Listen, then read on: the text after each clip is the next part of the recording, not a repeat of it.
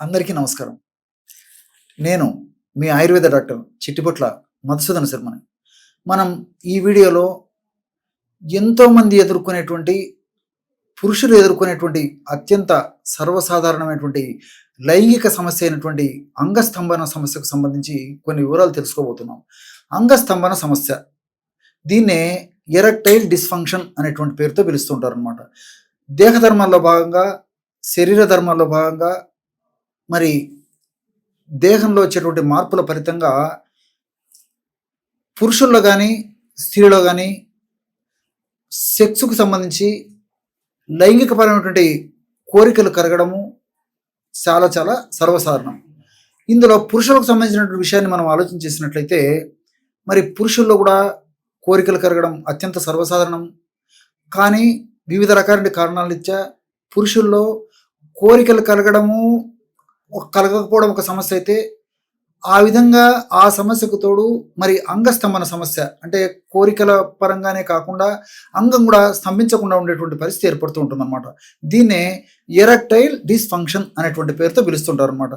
Erection అంటే స్తంభనము, అంటే పురుషాంగం స్తంభించేటువంటి పరిస్థితి ఏదైతే ఉందో దాన్ని ఎరెక్షన్ అనేటువంటి పేరుతో పిలుస్తుంటారు అనమాట. డిస్ఫంక్షన్, ఫంక్షన్ అంటే సర్వసాధారణంగా చేసేటువంటి పని అని చెప్పేసి చెప్పుకోవచ్చు అనమాట.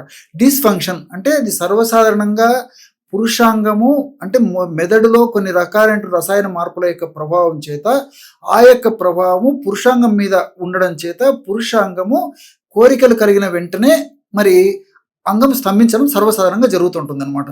సో వెంటనే అంటే కోరికలు కలిగి మెదడులో మార్పులు జరిగిన తర్వాత ఒక్క 25 సెకండ్స్ కానీ లేకపోతే హాఫ్ మినిట్ మ్యాక్సిమం 1 మినిట్ లోపలనే పురుషాంగము మరి చాలా దృఢంగా, గట్టిగా, స్థూలంగా తయారయ్యేటువంటి పరిస్థితి ఏర్పడుతూ ఉంటుంది. కానీ కొన్ని రకాలైన కారణాల చేత మరి పురుషాంగం స్తంభించదు. దీన్నే ఎరెక్టైల్ డిస్ఫంక్షన్ అని పేరుతో పిలుస్తుంటారు. డిస్ఫంక్షన్ అంటే సరిగా స్తంభించకపోయేటువంటి పరిస్థితి ఏదైతే ఉందో దాన్ని డిస్ఫంక్షన్ అనేటువంటి పేరుతో పిలుస్తుంటారు. సో కాబట్టి అంగం సరిగా స్తంభించకపోవడం అని చెప్పేసి మనం చెప్పుకోవచ్చు అనమాట. ఈ యొక్క పరిస్థితి ఎదురైనప్పుడు ఆ కుటుంబంలో అనేక రకాలైన కలతలు, మరి కుటుంబ వైషమ్యాలు రావడము, అదేవిధంగా దంపతుల మధ్యలో అనురాగం దెబ్బతినడము, చిలికి గాలివానగా మరి ఇతర అనేక రకాలైనటువంటి పరిస్థితులు కూడా దారితీయడము, ఇలాంటివన్నీ కూడా జరిగేటువంటి పరిస్థితి ఏర్పడుతూ ఉంటుందన్నమాట. కాబట్టి ఇలాంటి సమస్య ఉన్నప్పుడు మరి చాలామంది కూడా డాక్టర్లతో చెప్పుకోలేరు, అదేవిధంగా ఇంట్లో భాగస్వామితో అసలు చెప్పుకోలేరు, స్నేహితులతో చెప్పుకోలేరు, బంధువులతో చెప్పుకోలేరు, ఆత్మీయులతో చెప్పుకోలేరు, శ్రేయభిలాషులతో చెప్పుకోలేరు. వాళ్ళకే వాళ్ళు మదన పడిపోతూ, ఆహారం సరిగ్గా తీసుకోకుండా, మానసికంగా కుంగిపోతూ, వాళ్ళు దైనందిన జీవితం చేసేటువంటి పనులు కూడా సరిగ్గా చేయలేకపోయి అస్తవ్యస్తంగా జరిగిపోయి మరి ఇంటికి పోవాలన్నా మొహం ఎక్కకుండా ఉండేటువంటి పరిస్థితి ఏర్పడి చాలా నరక యాతనకు గురయ్యేటువంటి పరిస్థితి ఏర్పడుతూ ఉంటుంది. కాబట్టి మరి భర్తలో సగం భార్య, భార్యలో సగం భర్త, అంటే జీవిత భాగస్వామిలో చెరి సగం కాబట్టి, సగం దేహం కాబట్టి మరి ఏ కష్టం వచ్చినా సుఖం వచ్చినా ఇద్దరూ పంచుకోవాల్సిన పరిస్థితి ఏర్పడుతుంది. కాబట్టి మరి ఇలాంటి సమస్య ఎదురైనప్పుడు ముఖ్యంగా భాగస్వాములు, భార్యలు కూడా భర్తలకు సహకరించి ఆ సమస్య నుంచి బయటపడేందుకు వాళ్ళు ప్రయత్నం చేయాలి. కానీ భర్తలను నిరుత్సాహపరచడం వల్ల, భాగస్వామిని మరింత నిరుత్సాహపరచడం వల్ల మరింత మానసికమైనటువంటి వ్యాకులతకు లోనైపోయి మానసికంగా ఇంకా కుంగిపోయేటువంటి పరిస్థితి ఏర్పడుతుంది. కాబట్టి మరి ఇటువంటి పరిస్థితి అయినప్పుడు భాగస్వామి చక్కటి ధైర్యాన్ని ఇచ్చి ఆ యొక్క వ్యక్తిని నచ్చజెప్పేసి ప్రోత్సహించేసేసి చక్కటి చేదోడు వాదోడుగా ఉంటూ ఆ సమస్య నుంచి బయటపడడం వల్ల చక్కటి దాంపత్య జీవితాన్ని అనుభవించడమే కాకుండా చక్కటి జీవితాన్ని కూడా వాళ్ళు సొంతం చేసుకోవడానికి అవకాశం ఏర్పడుతుంది.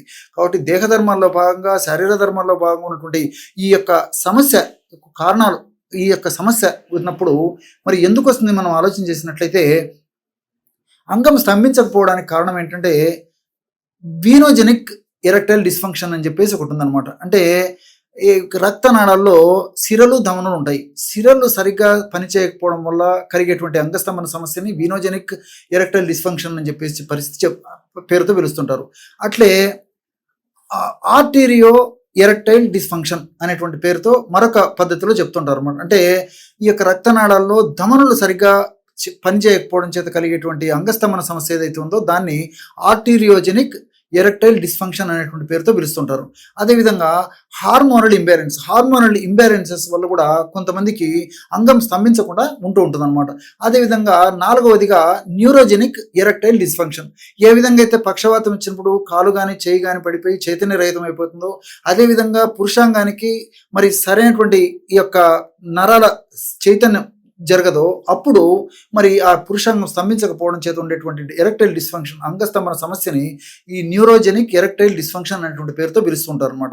మరి ఈ యొక్క సమస్య ఏదైనప్పటికీ పురుషాంగము మరి వెంటనే స్తంభించినటువంటి పురుషాంగం కూడా వెంటనే మెత్తబడకుండా మరి భాగస్వాములకి సంతృప్తి కలిగేంత వరకు ఆ పురుషాంగం స్తంభించి ఉండి వీర్య విసర్జన కూడా విసర్జన సక్రమంగా ఉండేందుకు ఇప్పుడు మనం చెప్పుకోబోయేటువంటి ఔషధం చాలా అద్భుతంగా పనిచేస్తుంది. ఈ ఔషధం ఎలా తయారు చేసుకోవాలంటే, అశ్వగంధ చూర్ణం ఒక 100 గ్రాములు తీసుకోండి. అదేవిధంగా గుమ్మడి విత్తనాలను వేయించేసేసి పొడి చేసేసి ఒక 50 గ్రాములు తీసుకోండి. దీంతో పాటు బాదం పప్పులను వేయించేసేసి పొడి చేసేసి ఒక 50 గ్రాములు తీసుకోండి. చివరగా దాల్చిన చెక్కను పొడి చేసేసి ఒక 10 గ్రాములు తీసుకోండి.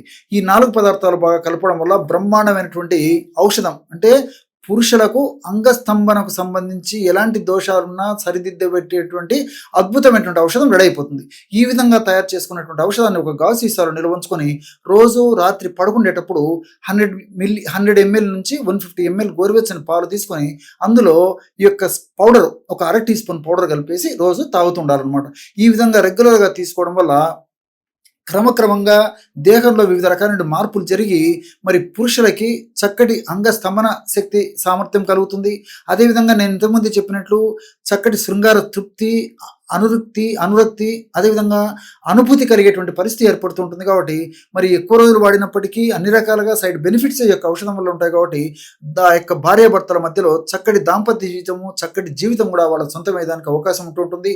అంతేకాకుండా ఈ యొక్క ఔషధాన్ని ఈ పద్ధతిలో వాడుకోవడం వల్ల చక్కటి ఎనర్జీ, చాలా శక్తి కూడా పురుషులకు కలుగుతుంది. చాలా మంది పురుషుల్లో మరి సంభోగ ప్రక్రియలో పాల్గొన్న తర్వాత, లైంగిక ప్రక్రియలో పాల్గొన్న తర్వాత మరి తర్వాత రోజు నుంచి లేకపోతే 1-2 రోజుల పాటు చాలా నీరసంగా, నిస్సారణంగా, బలహీనంగా ఉండేటువంటి పరిస్థితి ఏర్పడుతుంటుంది. కాబట్టి వాళ్ళంటే అలాంటి పరిస్థితి కూడా లేకుండా ఆ నరాలకు మంచి శక్తిని కలగజేసేసి, మంచి పుష్టిని కలగజేసి, మంచి దేహదారుఢ్యాన్ని కలగజేసేసి, నరాలకు మంచి చైతన్యం కలగజేసి ఉత్సాహంగా, ఉల్లాసంగా, హుషారుగా ఉండేందుకు కూడా ఇప్పుడు నేను చెప్పినటువంటి ఈ యొక్క ఔషధ యోగం చాలా చక్కగా ఉపయోగపడుతుంది. కాబట్టి మరి ఎంతో మంది చెప్పుకునేటువంటి ఇటువంటి సర్వసాధారణటువంటి సమస్య కాబట్టి మరి అందరూ వాడుకోదగ్గ దివ్యమైనటువంటి ఔషధాన్ని ఇప్పుడు నేను మీకు చెప్పడం జరిగింది. కాబట్టి ఇలాంటి సమస్య ఉన్నటువంటి వాళ్ళందరూ కూడా ఈ యొక్క ఔషధాన్ని వాడుకోవడం వల్ల చాలా చక్కటి తృప్తికరమైన ఫలితాలు త్వరలోనే కలిగేదానికి అవకాశం ఉంది.